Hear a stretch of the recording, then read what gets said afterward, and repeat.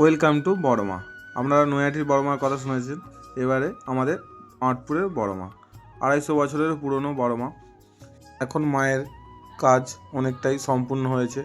দেখুন, ভক্তগণেরা নিজেদের মালা নিয়ে এসে মাকে দেওয়া হচ্ছে।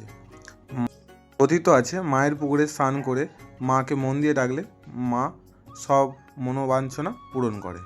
মায়ের এতটাই নাম ডাক যে মায়ের কাছে মানদের কিছু জিনিস দিতে গেলে অনেক আগে থেকে ওখানে কমিটির কাছে নাম লেখাতে হয়। দেখুন, এখন ফুল ফর্মে কাজ চলছে।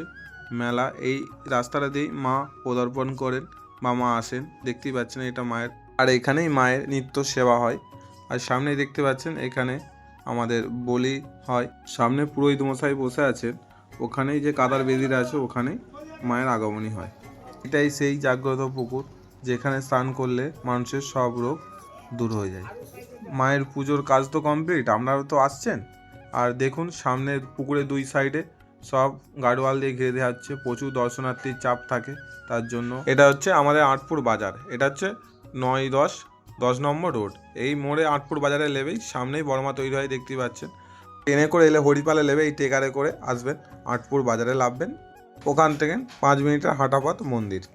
হুগলি জেলার জাঙ্গিপাড়া থানায় অন্তর্গত। সামনে রবিবার পুজো, 19 তারিখ ইংরাজি, বাংলার 1 তারিখ। দেখা হচ্ছে বড়মার কাছে।